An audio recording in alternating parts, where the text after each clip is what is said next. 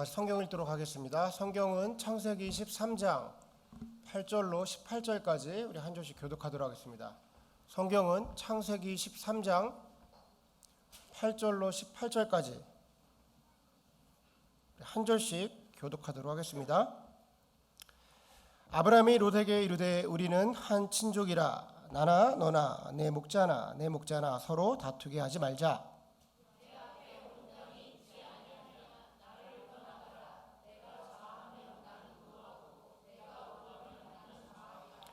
이에 롯이 눈을 들어 요단 지역을 바라본즉 소알까지 온 땅에 물이 넉넉하니 여호와께서 소돔과 고모라를 멸하시기 전이었으므로 여호와의 동상 같고 애굽 땅과 같았더라.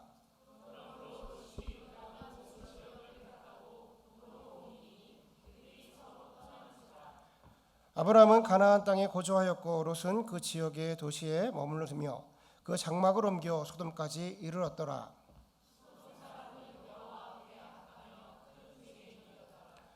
롯이 아브라함을 떠난 후에 여호와께서 아브라함에게 이르시되 너는 눈을 들어 너 있는 곳에서 북쪽과 남쪽 그리고 동쪽과 서쪽을 바라보라.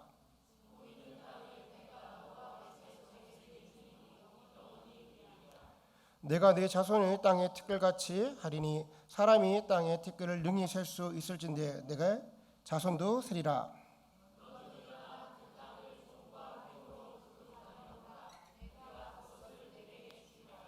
다 같이 읽습니다. 이에 아브라함이 장막을 옮겨 헤브론에 있는 마므 상수리 숲을 이르러 거주하며 거기서 여호와를 위하여 제단을 쌓았더라. 아멘. 오늘 저와 여러분이 나눌 설교는 아브라함 강의 10번째 시간 아름다운 이별이라는 제목으로 말씀 나누도록 하겠습니다. 여러분 설교의 제목이 참 우리 귀에 익죠. 아름다운 이별. 우리가 고등학교 때 자주 들려 들었던 아름다운 이별. 눈물이 흘러 이별인 걸 알았어. 힘없이 뒤돌아선 너의 뒷모습을 바라보며 나만큼 지난주 인터넷을 봤더니 김건모가 드디어 결혼을 하더라고요. 여러분 우리 유튜브 채널을 통해서 축하의 메시지를 전합니다. 자, 아름다운 이별 이 말이 참 아름답잖아요. 제목이 아름다운 이별. 그런데 사실 세상에는요 이런 아름다운 이별이라는 것은 존재하지 않습니다. 문학적으로는 긍정적인 단어랑 부정적인 단어를 한 곳에 한 번에 사용되면 더 자극적인 단어가 탄생되게 되어 있어요. 그래서 더 감각적이고 더 강렬한 단어가 탄생하게 됩니다. 그래서 보통 시, 영화, 대사, 노래 가사 이런 데는 이런 단어들을 많이 사용하게 되어 있어요. 예를 들면 슬프도록 아름다운 이별, 희망 고문 이런 단어들을 실제로 사용하는데 우리가 세상을 살다 보면 이런 것들은 존재하지 않습니다. 여러분 이별은요 아름답지 않아요. 이별은요 아픕니다. 여러분 사랑하는 연인이 처음 만나는데 이별한다고 생각해 보세요. 부모가 사랑하는 자녀를 먼저 세상을 떠나보내는 그런 이별을 경험했다고 생각해 보십시오. 그것이 어떻게 아름다울 수가 있겠습니까? 근데 사람들은 아름다운 이별이었어 이런 얘기를 합니다. 왜 그럴까요? 자기를 위로하는 거예요. 나름대로 의미를 두는 겁니다. 그래서 너무나도 아프니까 안타까우니까 그런데 어쩔 수 없으니 내 자신을 위로하는 거예요. 여러분 이별은요 실패입니다. 왜냐하면 그 어떤 연인도 처음에 사랑하면서 그 만남을 시작할 때 이별하려고 헤어지려고 만남을 시작하는 사람들이 없어요. 그렇기 때문에 이별은 분명한 실패입니다. 자, 오늘 본문을 보면 전혀 예상치도 못한 곳에서 이별을 하는 장면이 하나 등장을 합니다. 바로 아브라함과 그의 조카 롯이 이별을 하는 장면이에요. 우리 본문 8절과 9절을 다 같이 한 목소리로 읽어보도록 하겠습니다. 시작.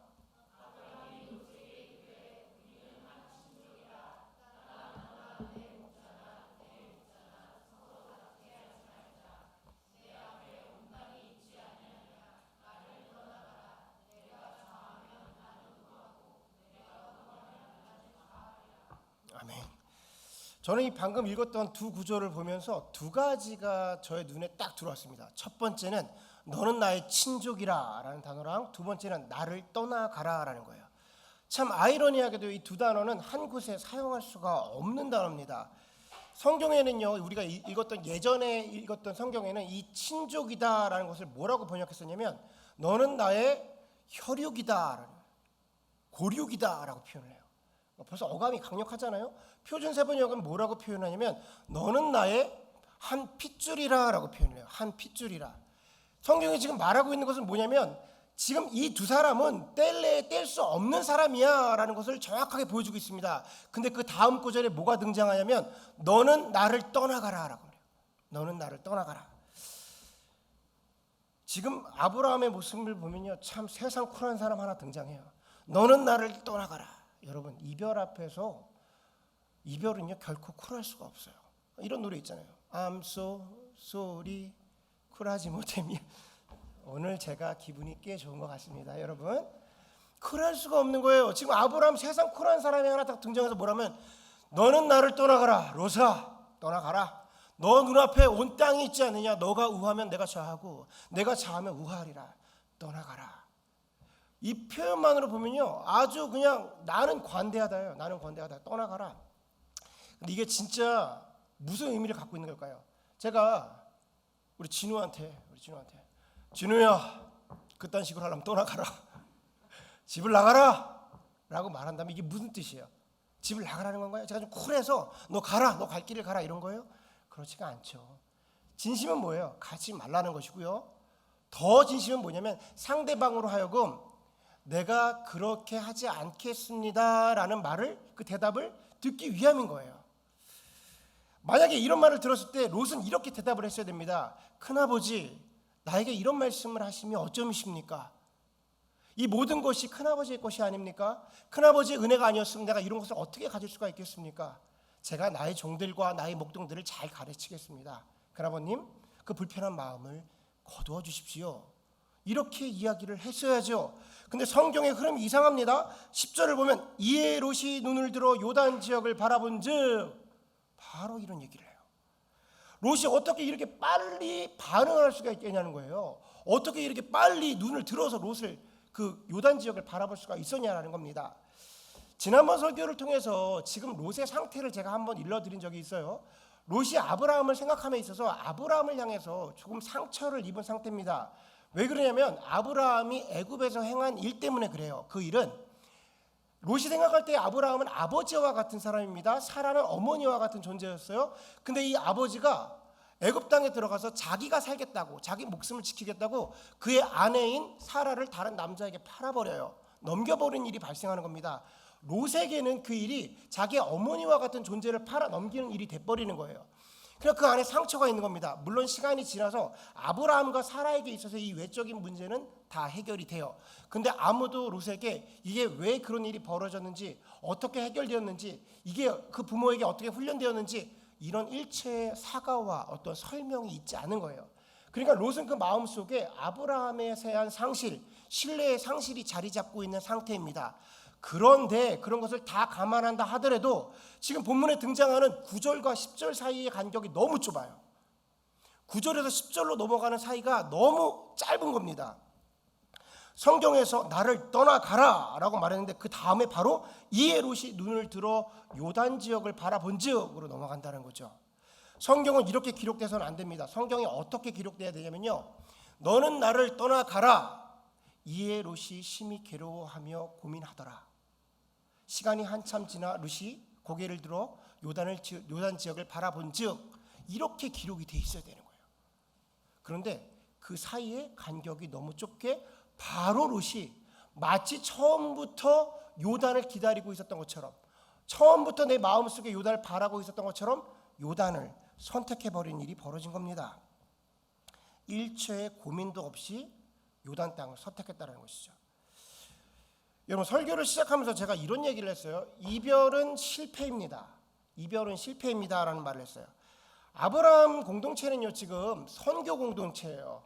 그래서 이들이 가나안 땅에 들어간 이유는 그들이 가지고 있는 신앙, 여호와 신앙을 그 가나안 땅에 전해주기 위해서 들어간 겁니다. 지금으로 생각하면 선교사님이 선교 지역에 들어가서 그 선교를 하는 것이 교회를 개척하고 선교를 시작했다고 생각하면 되는 거예요. 그들의 첫 번째 목적은 그들에게 복음을 전하는 것도 있지만 더 나아가서 그들을 데리고 와서 함께 예배하고 공동체를 만들어가는 것까지가 지금 아브라함이 가지고 있는 선교 공동체의 계획이었어요. 아브라함이 가나안에 들어간 겁니다. 교회를 개척했어요. 그런데 이 교회가 지금 둘로 나누어져 버린 겁니다. 실패한 거예요. 그것도 가장 가까이에 있는 롯이 친족이, 혈육이, 핏줄이 그 교회 공동체를 무시하고 버려버리고 떠나버리는 이 사건이 벌어진 거예요. 롯과의 이별은 아브라함에게 있어서 철저한 실패였다는 겁니다. 여러분, 아브라함 입장에서 한번 생각을 해봅시다. 아브라함이 가나안을 들어가면서 그 마음이 얼마나 비장했겠어요. 이전에 한번 실패를 맛봤기 때문에 더욱더 애를 쓰고 힘을 모으고 신경을 써서 그 가나안에 들어가는 것이 굉장히 비장한 마음을 먹었을 겁니다. 그런데 그 아브라함은 정작 해야 하는 일을 하지 않았다는 거예요.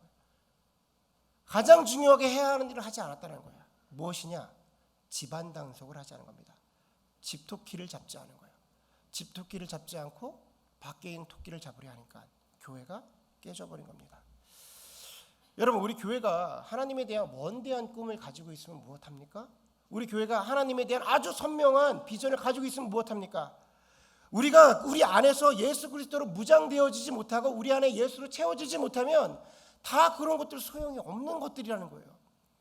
나아가서 10명에게 전도를 하고 10명에게 복음을 전하면 뭐합니까? 우리 안에서 20명이 나가버리면 아무 의미가 없는 거예요.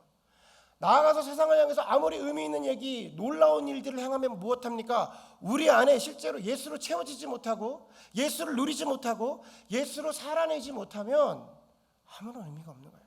왜냐? 우리 안에 있는 사람들이, 우리 자녀들이, 아직 예수를 알지 못하는 사람들이 아직도 세상을 바라보고 있는데 함께 예배를 드리면 무엇하고 함께 수많은 시간을 보내면 무엇합니까? 우리 안에서 그들이 세상을 향해 있는데. 본문 10절을 보면 롯의 상태가 어떠한 상태인지를 우리에게 보여주는 힌트가 등장을 해요. 우리 본문 10절을 다 같이 한 목소리로 읽어보도록 하겠습니다. 시작.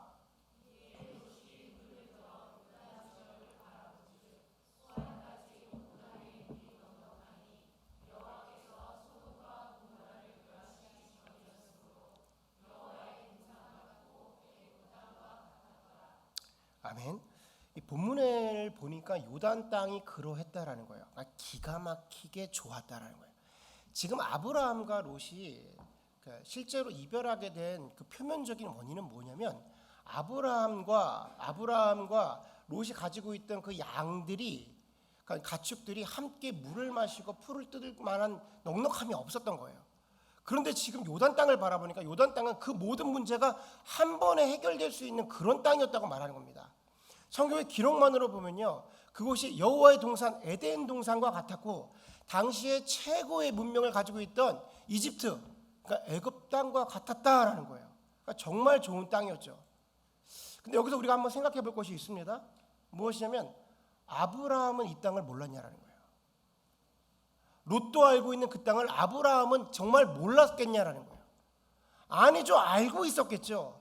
아브라함은 알았음에도 불구하고 그 땅을 가지 않은 겁니다. 왜냐? 그곳에는 소돔과 고모라가 있었던 거예요. 소돔과 고모라가 그 땅에 있으니까 아브라함이 그 땅을 선택하지 않은 겁니다.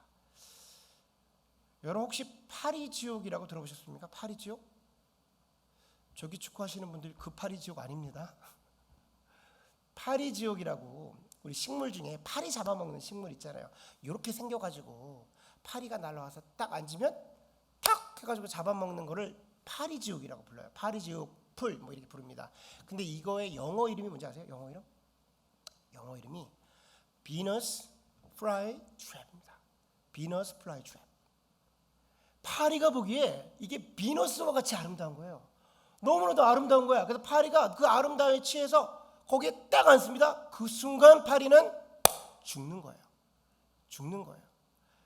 요단 땅이요, 비너스 크리스천 트랩입니다. 이거 제가 만든 거예요. 여러분, 자, 요거 저작권 저에게 있습니다. 나중에 책을 쓰면 이거 설명성 목사가 했구나. 자, 요단 땅이 비너스 크리스천 트랩. 거기에 가면 겉으로 보기에는 모든 게 갖춰져 있고 그 안에 있으면 내가 이루고 싶은 걸 이룰 수 있는 것 같고 내가 그 안에 더욱더 여유롭고 풍부할 것 같지만 그 안에는 소돔과 고모라, 세상에 줄 수 있는 쾌락의 끝자락, 죽음이 있었던 거예요. 죽음이 있었던 거예요. 그러니까 아브라함이 다시 한번 가나안 올라가면서 거기에 넉넉함이 있는 것을 몰랐겠냐고요. 알지만 가지 않으면 분별한 겁니다. 그 세상 가운데 가면 우리가 다 죽게 돼 분별함으로 나가지 않은 것이죠. 놀라운 사실은 뭐냐면 이 롯이요, 그 요단 땅을 처음부터 소망하고 있었다는 거예요. 본문을 보면 요단 땅을 바로 선택을 해요. 자, 네가 우하면 내가 좌하고 내가 좌하면 네가 좌하면 내가 우할 거야라고 말했는데요.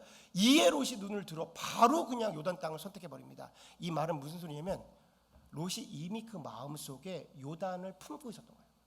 처음부터 요단을 바라보고 있었던 거예요. 그런데 요단으로 가지 못하는 이유가 있었습니다. 무엇이냐? 구조적인 문제가 있었어요. 아브라함 때문에 유일하게 거길 가지 못하고 있는 거야. 구조적인 문제를 갖고 있는데 이 아브라함 때문에 거길 못하고 있었는데 지금 그 구조적인 문제가 해결돼 버리니까 바로 요단을 선택합니다. 고민의 여지가 없어요. 바로 요단으로 출발해 버리는 거예요. 여러분, 우리가요 집안 단속이 안 되잖아요. 우리 안에 집토끼에게 온전하게 복음을 선포하지 못하잖아요. 그러면 여지 없습니다. 훗날 우리 자녀들이요 성장을 해서 대학교에 갈 일이 벌어집니다. 그러면 각자의 곳으로 떠나가는 것이겠죠. 말 그대로 구조적인 문제가 해결되어 버리는 거예요. 만약에 우리가 그들을 붙잡고 있었던 것이 외부적인 구조적인 것이었거나 강제적인 부모님의 신앙, 강압적인 신앙의 모습이었다면 실제로 이 아이들이 그 외부적인 문제가 해결되는 순간 바로 세상을 선택하게 되어 있습니다. 여러분, 세상은요 흥미진진한 곳이에요. 세상에는 매력이 있습니다. 우리가 다 알고 있잖아요. 우리가 세상을 나가지 않음이 무엇입니까? 우리가 아브라함처럼 요단을 선택하지 않음이 무엇이에요? 그곳에는 생명이 없기 때문인 겁니다. 겉으로 보이기에는 가장 온전하고 모든 것이 채워질 수 있을 것 같으나 그 매력이 멈춰 모이는 곳이 바로 비너스 크리스천 트랩이 되는 거예요. 그 안에 들어가면 다 죽게 되는 겁니다. 문제는 왜 롯이 이것을 몰랐냐라는 거예요. 진짜 문제는 롯이 왜 이것을 몰랐냐라는 거죠. 아브라함은 세상을 분별했는데 롯은 왜 세상을 분별하지 못했느냐? 이들 간의 차이점이 무엇이냐? 우리가 지금껏 10번의 아브라함 강해를 했습니다. 아브라함 창세기 12장을 갖고 10번을 했어요. 이 정도의 퀄리티 있는 강해를 여러분 지금 듣고 계신 겁니다. 여러분 축하드립니다. 10번이나 이미 들었어요. 제가 많은 인포메이션을 드렸어요. 이래 있습니다. 저래 있습니다. 아브라함 이런 상황이었습니다. 아브라함의 그 모든 상황 속에서요 롯이 없었던 적은 단 한 번도 없습니다. 아브라함과 롯은요 동일한 동선 가운데 있었어요. 메소포타미아를 떠나서 하란에 갈 때도, 하란에서 가나안 갈 때도, 가나안에서 애굽을 갈 때도, 시련을 겪을 때도, 기쁨을 겪을 때도, 그 어떠한 일을 할 때에도 아브라함과 함께 있었던 것이 롯이었어요.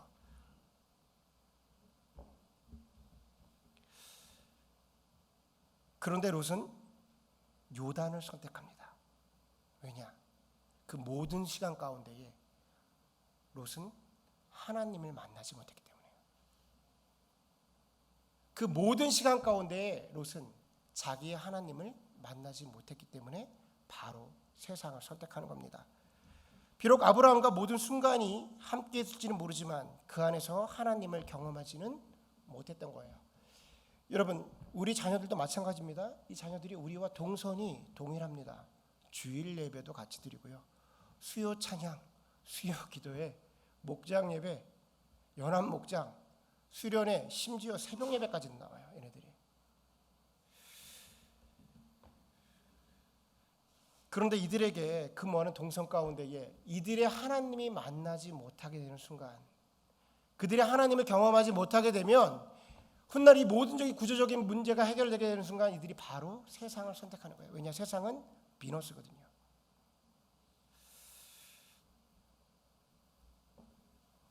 이 또한 단순하게 자녀들만의 이야기는 아닙니다. 왜냐하면 이 교회 안에서 우리와 함께 예배를 드리는 많은 영혼들이 있을 수 있어요. 자녀들에게만 그런 얘기를 하는 것이 아니라 함께 교회에 오고 예배를 드리고 또 예배를 드리고 또 예배를 드리고 함께 교회를 다닌다 하더라도 이 과정 가운데에 그들이 하나님을 경험하지 못하면 그들의 선택은 결국 세상으로 가게 되어 있습니다. 그건 어쩔 수가 없는 이야기예요. 로마서 12장 2절을 보면 이런 기록이 되어 있습니다. 우리 로마서 12장 2절을 다 같이 한 목소리로 읽어볼게요. 시작.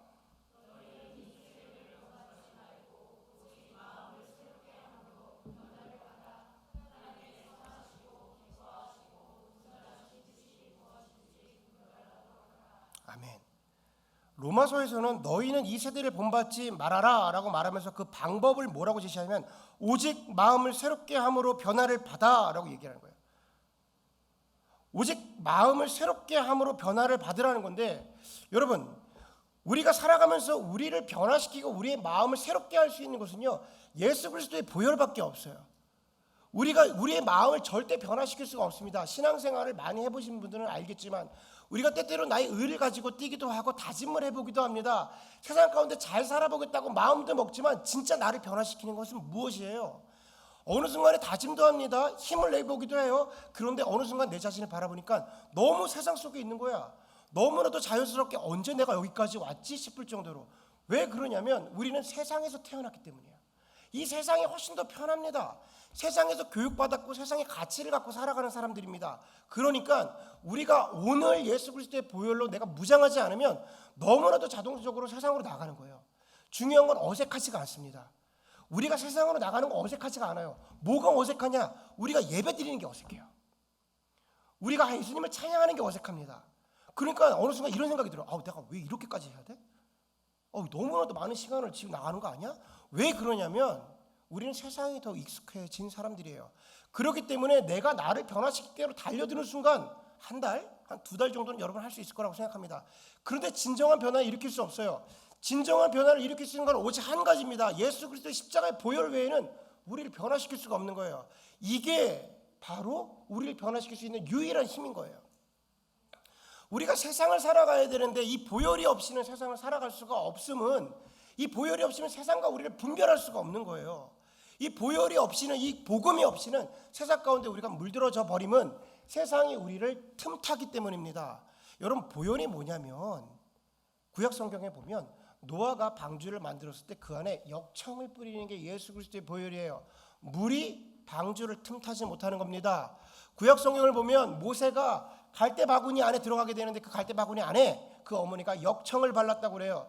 그 물이 모세에게 틈타지 못하게 하는 겁니다. 바로 오늘 하루를 살아갈 때 저와 여러분 안에, 이 교회 안에 예수 그리스도의 보혈로 우리가 칠해지지 않으면 세상에 우리를 변화시킬 수, 우리가 세상 가운데 변화될 수가 없는 거예요. 세상에 우리가 틈탔을 때 어떠한 방법도 나올 수가 없는 겁니다. 교회 안에 이 예수 그리스도의 보혈로 칠해지지 않으면 교회가 세상 가운데에 어떠한 방법으로도 세상을 이길 수가 없는 거예요, 여러분.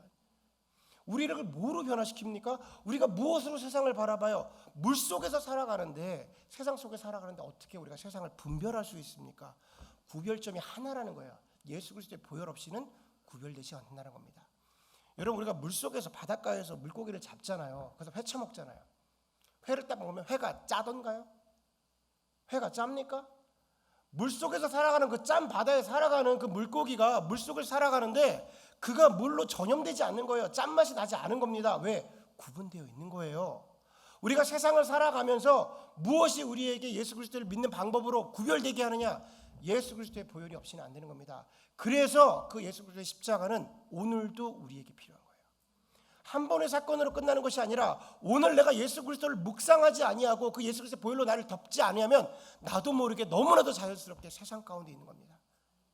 이게 어색한 얘기가 아니잖아요. 지금 우리 삶 속에 너무나도 자연적으로 벌어지는 일들이라는 거예요. 여러분, 복음으로 무장돼야 되는 거예요. 복음으로 둘러쳐야 되는 거예요. 이 복음을 아이들에게, 또 우리 교회 안에 있는 사람들에게, 예수를 처음 믿고자 하는 그 영혼들에게 전해주지 않으면 진검승부입니다. 진검승부. 그냥 그 구조적인 문제가 거두어지면 세상으로 가는 거예요. 롯 보세요. 고민의 여지가 없습니다. 이에 눈을 들어 롯을 요단 땅을 바라보니 그리고 여지없이 그냥 가버려요. 무엇을 전해줄 겁니까? 말씀을 보면 이래요. 그렇게 변화된 사람들이 하나님의 선하시고 기뻐하시고 온전하신 뜻이 무엇인지를 분별하게 된다. 예수 그리스도로 무장된 사람들, 예수 그리스도의 보혈의 피로 덮어진 사람들로 하여금 선하시고 기뻐하시고 온전하신 뜻이 무엇인지를 분별하게 된다는 거예요. 예수 그리스도 없이 안 된다는 거예요. 여러분, 우리 교회가 무엇을 해야 됩니까? 이 복음에 더욱더 가깝게 다가가는 거예요. 그럼 어느 교회는 복음을 얘기 안 합니까? 어느 교회는 복음을 얘기 안 하던가요? 안 해요. 시대가 바뀌었어요. 얘기 안 하더라고요. 좋은 얘기를 하더라고요. 좋은 윤리적인 얘기를 하더라고요. 겉으로 보면 너무 멋있는 얘기를 하더라고요. 근데 예수 그리스도의 보혈은 얘기하지 않더라고요. 참 제가 설교 많이 듣거든요. 목사니까 많이 들어야 되잖아요. 예수 그리스도의 보혈 이야기를 듣는 것이 참 뜸합니다. 뜸해. 우리가 이 복음 안에서, 우리 교회 안에서 이 복음이 전해지지 못하고 아이들에게 복음을 전해지지 못하면 우리에게 아무리 선명한 비전이 있다 하더라도, 우리 참 좋은 교회가 주님 안에서 엄청난 꿈을 갖고 있다 하더라도 한 걸음도 나아가지 못하는 겁니다. 그냥 빛 좋은 교회 살고 거예요. 빛 좋은 교회 살고. 우린 집안 단속 먼저 해야 됩니다. 우리 안에서 복음으로 다져지지 않는데 원대한 꿈이 무슨 말입니까? 그 정도는 세상의 단체들도 다 할 수 있는 거예요. 아브라함은 가장 먼저 해야 할 일을 잊고 있었습니다. 그래서 그 사랑하는 롯을 세상에 빼앗기고 맙니다. 결코 아름답지 않은 이별을 하게 된 거예요. 실패였습니다. 우리 참좋은교회는 바라기는 이 예수 그리스도의 보혈로 완전히 덮어져서 우리 안에 먼저 그 생명을 누리고 그 풍성한 삶을 살아내고 그 기쁨으로 서로가 교제를 하고 그러고 나서 세상을 바라보는 사람이 있었으면 좋겠어요. 누군가를 데리고 옵니까? 우리가 전해줄 게 있어야죠. 우리 교회가 뭘 전해줄 수 있습니까? 우리가 갖고 있는 대단한 게 뭐가 있어요? 그것을 또 나타낸들 뭐 그것도 대단하겠습니까? 우리가 줄 수 있는 건요, 실제로 우리가 누리고 살아내고 느끼고 풍성하게 지금 우리 삶 속에서 살아내고 간직하고 있는 그 예수 그리스도를 전해줄 수밖에 없는 거예요. 이게 전해질 때 이곳으로 교회가 성장하게 되는 겁니다. 바라기는 우리 참 좋은 교회가 그런 교회가 되길 바랍니다. 아멘. 자, 오늘 본문은 읽으면서 개인적으로 오늘 본문은 저에게 굉장히 의미가 있는 본문입니다. 왜냐하면 이 본문이 하나님께서 저에게 콜링을 주셨던 말씀이고요. 또 저에게 성령 세례가 임한 날에 저에게 주셨던 말씀이 바로 이 말씀이에요.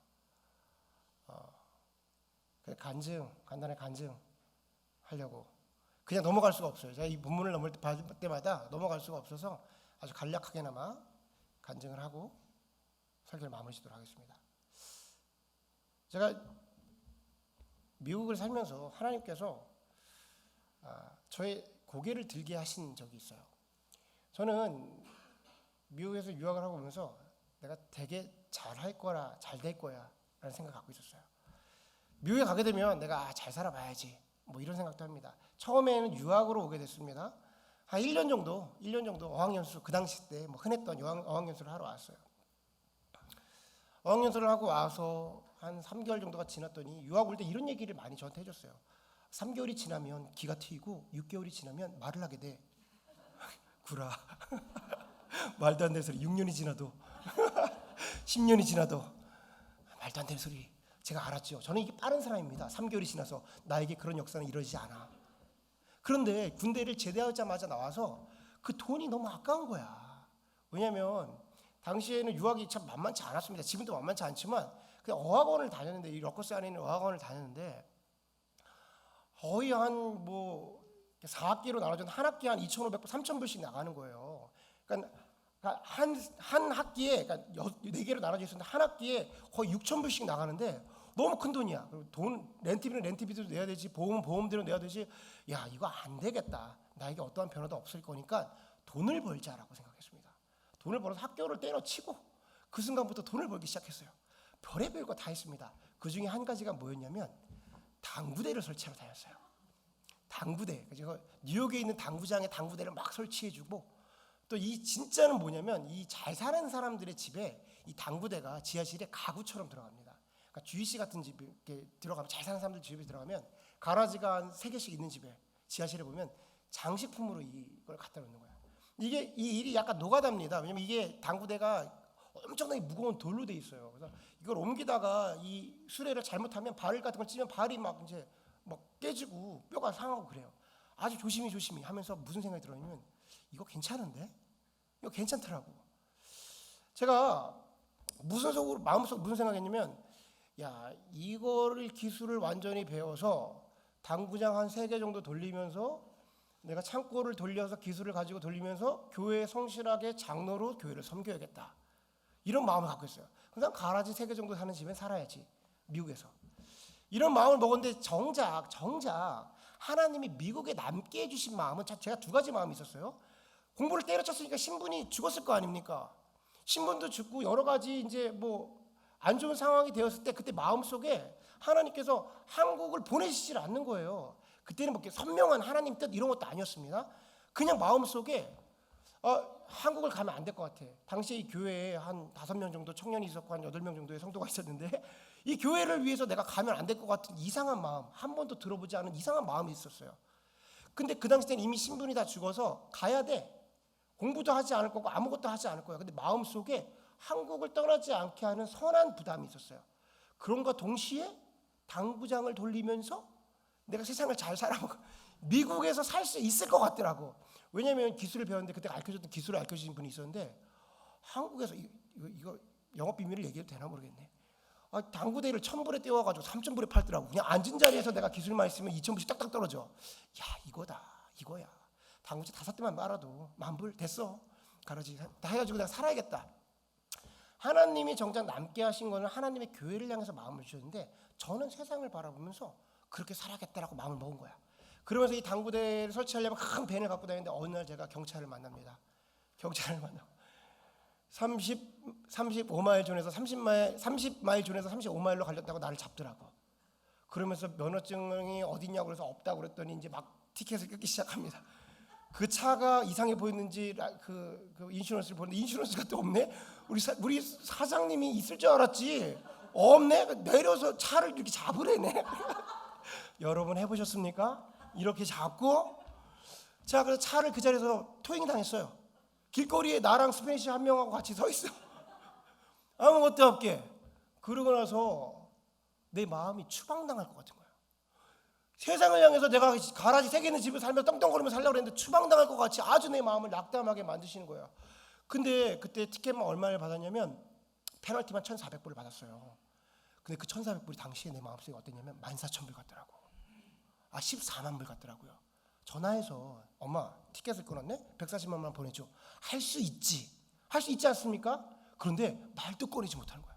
내가 당장 추방당해서 내 인생이 완전히 루저가 될 것 같은 마음에 공포심이 꽉 쌓이는 거예요. 그래서 낙담하고 그래서 집은 이제 계약 기간이 다 돼서 쫓겨나고, 당시의 여자친구, 지금은 내 와이프, 한국으로 떠나고, 장고는 제로, 차는 면허증이 없으니까 뺏기고. 아주 어디 있었냐면요, 당시에 그 전 교회에 있는 담임 목사님 집이 원베드 아파트인데 거실에다가 불쌍하다고 거실에다가 텐트를 이렇게 앞장으로 박으셔가지고 이렇게 요만한 섹션을 하나 주셨어요. 거기서 자고 일어나면 아침에 누가 나를 데리러 옵니다. 내일 가게에서 오시는 거예요. 저를 태워주세요. 그럼 내일 가게에 앉아서 들어가자마자 자리에 앉아서 발을 닦기 시작해요. 끝나는 순간까지 9시간 동안 막 닦아요. 발을. 저만큼 여성을 만져본 사람이 별로 없을 겁니다. 엄청나게 흑인이면 백인이면 다 발을 닦는 거예요. 발을 닦고 어느 날은 내 마음속에 발이 또 이 발 얘기하면 한도 끝도 없는데, 발이 오죽하면 걔네들이 발 닦으러 왔겠습니까? 오죽하면 발 닦으러 왔겠어요. 온전한 발이 없어요. 내가 기도를 하는 거야. 오늘은 여대생이 좀 많이 와라. 여대생이 많이 와라. 그나마 걔네들이 깨끗하거든요. 흑인 아줌마 오면 진짜 답 안 나오는 거야. 발을 닦는 거야. 발을 닦고 힘들고. 그러다가 또 제가 너무 발을 닦아서 근육이 경직되고 쓰러졌네. 쓰러진 일이 벌어져요. 안타깝게 살아가는 거예요. 죽어라 여름 내내 죽어라 발을 닦아. 우리 주인이 날려 그러면 팍 그거를 막 급하게 닦아. 그러면요 미친 듯이 발을 닦아요. 그럼 얼마를 버냐면 한 달 동안 네일샵에서 3,500불을 벌어요. 발만 닦는데 미친 듯이 닦는 거죠. 그러면 나를 누가 또 집에서 데려다 줘요. 퇴근해야 되니까. 그러면 그 커튼 속으로 들어갑니다. 커튼 속에 들어가요. 그러니까 너무 목사님한테도 미안하니까 제가 교회에다가 내려달라. 교회에서 철야를 해요. 교회를 철야. 그럼 교회에서 기도도 못하고 뭐라 하냐면 철야가 아니라 넋두리를 하는 거예요. 하나님, 이게 어떻게 된 겁니까? 이게 어떻게 된 겁니까? 그러다가 어느 한날 이제 그냥 뻔하게 이 교회 이 본당입니다. 이 교회예요. 저 밑에 가면은 룸이 하나 있어요. 거기서 성경 공부를 하는 날인데 보통 우리 그 당시에 담임 목사님께서 성경 공부를 하는데 그날 어디 가시고 우리 한 목사님께서 당시에 장로님이셨는데 성경 공부를 맡아서 이제 땜빵으로 오신 거죠. 땜빵으로 오신 거예요. 그러면서 성경 공부를 하는데 이 본문을 갖고 오신 거예요. 이 본문.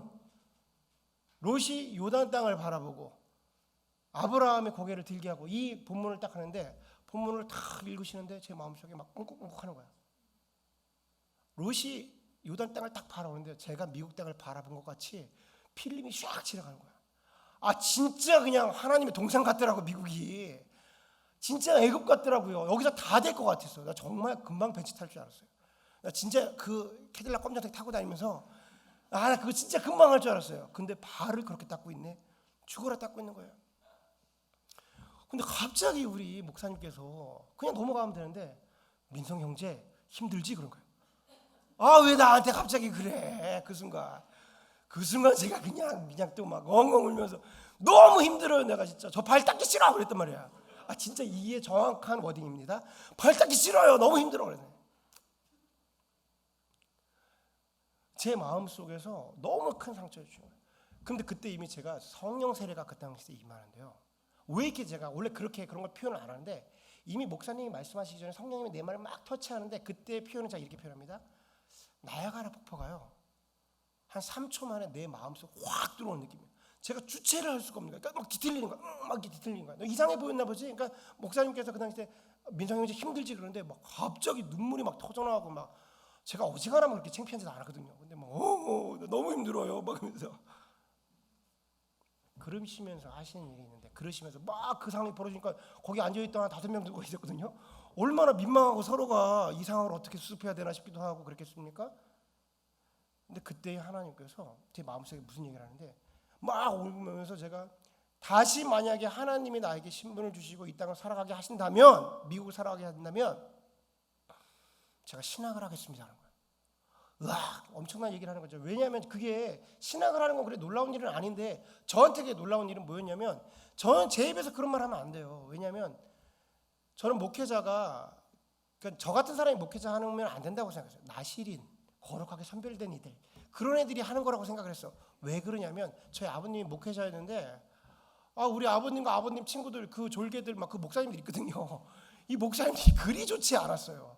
그리 훌륭한 목사님들이 아닙니다. 그래서 우리 아버님 통해서 내가 목회자 정말 저렇게 살아가면 안 돼. 뭐 이런 게 내 마음속에 있어서 절대 나는 목회는 하지 않아. 절대 나는 목회를 하지 않아. 생각했는데 하나님께서 그 순간 저의 고개를 들게 하셨어요. 너는 고개를 들어. 내가 너에게 보여준 땅을 바라봐. 그때 저에게 콜링을 주셨습니다. 저를 그거는요 제가 꺼낸 게 아니에요. 제 이성적으로 지금도 그 순간을 생각하면 제 마음 속에 내가 목회자를 하고 신학교를 가겠습니다라고 하는 말은 제 이성으로 제가 한 게 아니었어요. 하나님께서 내 안에 깊은 곳에서 그거를 꺼내 올리시더라고요. 그게 왜 뒤틀렸나 봤더니 그때 보여줬던 장면이 뭐였냐면요. 하나님이 장면을 보여주시는데 저는 목회자가 정말 되지 않으려고 했습니다. 정말. 하나님께서 그 순간 뭘 보여주시냐면 예전에 어렸을 때 우리 진우보다 더 어렸을 때 제가 교회에서 자랐으니까 다 예배가 끝나고 나서 성도들이 다 친교로 가면 나 혼자 강단에 올라와서 주기도문 대표 다 올라서 다 같이 주기도문 하시겠습니다. 그리고 막 하늘에 계신 우리 아버지시여 이것도 하고 믿습니까? 이거 잘하고 뭐 혼자서 막 그거 했던 기억들이잖아요. 그럼 아무도 없을 때 교회 가서 혼자 기도하고 마이크가 당신은 어렸을 때 얼마나 신기합니까? 나 혼자 마이크 올려놓고 다 같이 찬송가 28장 찬송 부르겠습니다. 복의 근원 강림 이거 다 했단 말이야. 근데 그 장면을 하나님 그 순간 보여주시는 거예요. 그러니까 제 마음속에 원함이 있었던 것 같아요. 좋았나 봐. 하나님이 좋았나 봐. 그런데 내가 여러 가지 환경적인 것으로 나를 닫아놓고 견고하게 하나님이 그거를 그 밑에 있는 걸 막 꺼내서 고개를 들게 하시더라고요. 그러면서 그 땅으로 가라. 그 일을 하라. 말씀하시는 거예요. 자, 저는요. 여러분이 이미 알고 계시겠지만 기질이 좀 야곱 같습니다. 야곱 같은 게 있어요. 계산이 빨라요. 될 것 같아. 이렇게 하면 될 것 같고 수완도 있어요. 그래서 자꾸만 앞으로 튀어나가려고 그래요. 내가 하면 될 것 같고 이렇게 하면 맞는 것 같아요. 그런데 하나님께서 고개를 들게 하시면 뭐냐면 너는 지금부터 내가 보여줄 땅으로 가라는 거예요. 이게 베드로에게 하신 말씀입니다. 너가 젊었을 때는 스스로 띠를 띠고 네가 가고 싶은 곳으로 갔지만 훗날 너는 원하지 않는 곳에 사람들로 인해서 그 일들을 감당하게 될 거야. 내가 하게 할 거고 너는 그 일에 있게 될 거야. 지금껏 저는 그 훈련을 받은 것 같아요. 하나님이 보여주시고 하나님이 하실 때까지 기다리는 것. 저는 롯과 같이 눈에 보이는 것이 너무 좋아서 그리로 달려가려고 했었습니다. 그런데 하나님이 보여주시잖아요. 그럼 하나님이 하시는 겁니다. 여러분 오늘 본문 속에서 제가 집안 단속도 해야 됩니다. 집도끼도 잡아야 됩니다. 라는 얘기도 했지만 하나님이 비전을 주시면 그 비전이 선명하면 하나님이 그 일을 하실 거예요. 그러니까 우리가 해야 되는 것은 우리에게 맡겨진 일을 해야 되는 거예요. 비전을 주셨다고 비전에 향해서 달려가면 이거 다 놓치는 겁니다. 그런데 비전을 주셨으면 그때부터 우리 안의 것, 나에게 맡겨진 것, 내가 해야 되는 것을 점진적으로 차근차근 견고하게 해나가면 그 준비된 영혼을 통해서 하나님이 하시는 거예요. 지난주 제가 이런 설교했습니다. 우리는 악기를 튜닝하고 기다리면 돼요. 연주는 하나님이 하시는 거예요.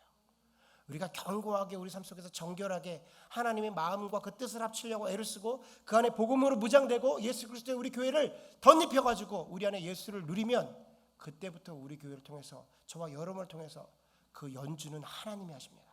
하나님이 보여주셨습니까? 하나님이 계획하셨습니까? 이루어진 거예요. 이게 믿음인 겁니다. 여러분 우리에게 주신 것이 있다면 담대하게 간직하시고 때로는 우리가 아직 하나님이 나의 고개를 들게 하시지 않은 아직 그런 상태라면 묵묵히 하나님을 기다리셔야 됩니다. 기도의 자리에서 주님 내가 달려가지 않겠습니다. 아브라함에게 그것을 보여주셨듯이 나에게 나의 고개를 들게 하셔서 주님의 일들을 감당케 하여 주옵소서. 우리가 기도의 자리에서 이 기도를 할 때 하나님이 기뻐하시는 성도요 참 좋은 교회가 되리라 주님의 이름으로 축원합니다. 아멘. 우리 이 시간에 그런 마음으로 주님만을 바라보겠습니다 라는 마음으로 찬양하고 함께 기도하는 시간 갖도록 하겠습니다.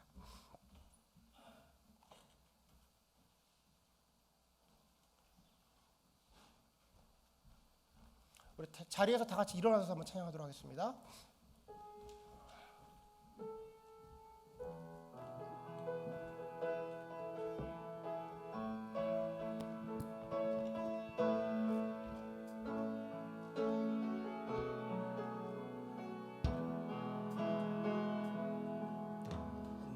내게로부터 눈을 들어 주를 보기 시작할 때 주의 일을 보겠네. 내 작은 마음 돌이키사 하늘에 꿈꾸게 하네. 주님을 볼 때 모든 시선을 주님께 드리고 살아계신 하나님을 느낄 때 내 삶은 주의 역사가 되고 하나님이 일하기 시작하네. 내게로부터 눈을 들어 내게로부터 눈을 들어 주를 보기 시작할 때 주의 일을 보겠네.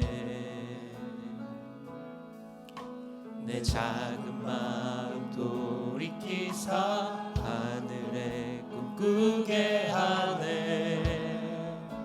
주님을 볼 때 모든 시선을 주님께 드리고 살아계신 하나님을 느낄 때 내 삶은 주의 역사가 되고 하나님이 일하기 시작하네. 모든 시선을 주님께 드리고 살아계신 하나님을 느낄 때 삶은 주의 역사가 되고 하나님이 일하기 시작하네. 다시 한번 고백합니다. 모든 시선을 주님께 드리고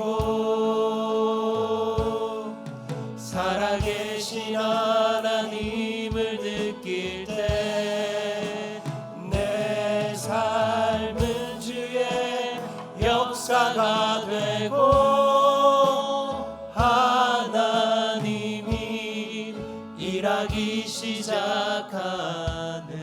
우리 이 시간에 한번 기도하겠습니다. 이 시간에 조용한 마음으로 기도했으면 좋겠어요. 내가 어떠한 흥분도 아니고 내 마음에 아주 잠잠하게 묵묵하게 예수님을 향해서 기도하기를 원합니다. 주님, 저는 지금 무엇으로 뛰고 있습니까? 내가 세상을 바라보고 그리로 달려가고 있습니까? 아니면 주님께서 나의 고개를 들게 하시고 이 땅의 모든 것을 보게 하십니까? 주님, 저는 지금 무엇으로 무장되어 있습니까? 이 시간 예수 그리스도의 보혈의 피로 나를 덮어주시고 세상과 구별케 하여 주어서 하나님의 기뻐하시고 선하시고 온전하신 뜻이 무엇인지를 분별할 수 있는 주님의 자녀 되게 하여 주옵소서. 이 시간 다 같이 주님의 이름을 기도하는 시간 갖도록 하겠습니다. 사랑의 하나님 아버지, 내가 지금 어디에 와 있습니까? 주님, 내가 무엇을 향해 달려가고 있습니까? 주님, 세상 가운데 나를 분별케 하고 있는 것은 무엇입니까? 내가 지금 예수 그리스도로 무장되어 있습니까? 아버지 하나님, 내가 주님의 일을 한다 말하지만 내 안에 예수를 누리지 못하고 예수로 채워지지 못하고 예수로 풍성한 삶을 살지 못하고 있다면 나의 발걸음을 멈춰지게 하시고 아버지, 묵묵하게 조용하게 주님을 구할 수 있는 지어 그런 신앙인 되게 하여 주옵소서. 나의 발걸음이 때론 무섭습니다. 세상 가운데 있으면서도 너무나도 아무렇지도 아니하게 너무나도 자연스러운 모습이 주님, 때때로 나의 발걸음이 너무나도 무섭습니다. 아버지 하나님, 이 시간 내가 나의 발걸음을 멈춰서서 주님을 바라보고 주님께서 나의 고개를 들게 하셔 세상을 바라볼 때까지 주님, 나의 모든 시선을 주님께로 맡기기를 원하오니 아버지, 나의 마음 가운데 주여 주님으로 채워지게 하여 주시옵소서. 오늘 이 시간도 예수 그리스도의 그 십자가의 보혈을 구합니다. 오늘 이 시간도 예수 그리스도의 그 십자가의 보혈을 구합니다. 나를 그 보혈로 덮여지게 하여 주시고 보혈로 무장되게 하여 주옵소서. 세상 가운데 그 세상이 나를 침범치 못하게 하시고 우리 교회 가운데 모여진 모든 영혼들이 안전함으로 주님 그 복음을 전해줄 수 있는 교회가 되게 하여 주옵소서.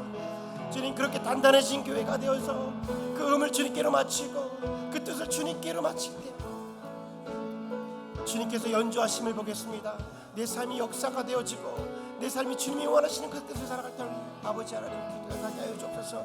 우리 안에 그런 역사가 일어날 수 있도록 아버지,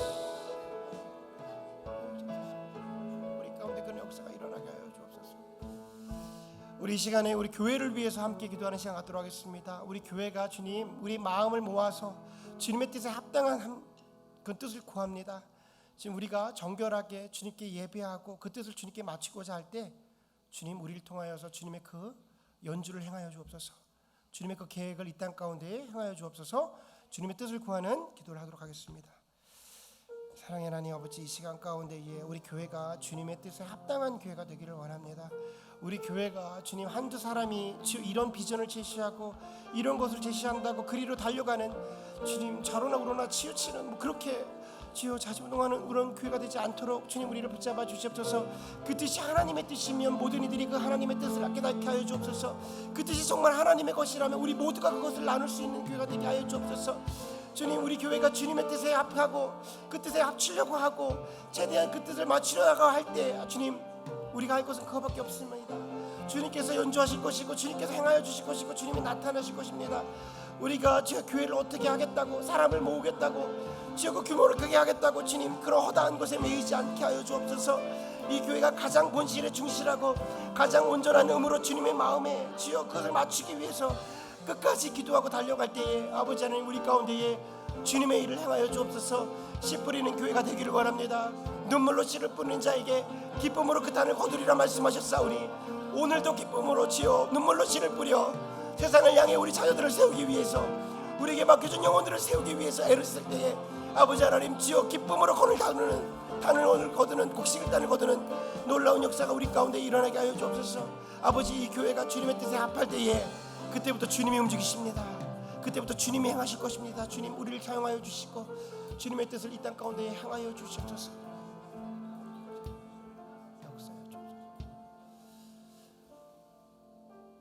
지금은 우리 구주 예수 그리스도의 은혜와 아버지 하나님의 놀라우신 사랑과 성령님의 내주 역사 교통 충만하심이 지금 이 순간 다시 한번 예수 그리스도의 그 보혈로 무장되길 원하고 세상과 구분되기 원하여서 하나님의 기뻐하시고 선하시고 온전한 뜻을 구별하기를 다짐하고 결단한 우리 성도들의 머리 위에 지금부터 영원토록 함께 하시기를 축원하옵나이다. 아멘.